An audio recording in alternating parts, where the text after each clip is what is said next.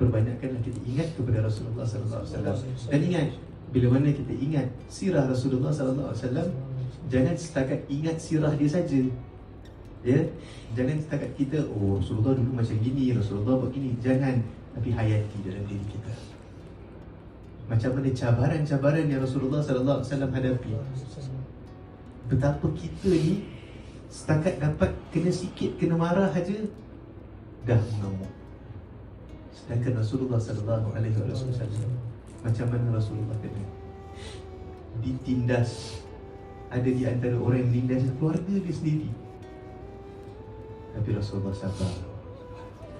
Kerana kesabaran Rasulullah, kasih sayangnya Rasulullah kepada kita, kita dapat Islam, kita dapat iman, dan insya-Allah kita dapat syurga dan kita dapat bertemu Rasulullah sallallahu alaihi wasallam. Ya, dengan itu perbanyakkan selawat, ikut sunnah, perbanyakkan sunnah Rasulullah. Kita jangan fikir pasal sunnah yang besar-besar. Jangan. Ikut sunnah yang kecil-kecil. Ya, seperti makan tangan kanan, keluar rumah kaki kiri. Amal sunnah yang kecil-kecil ni.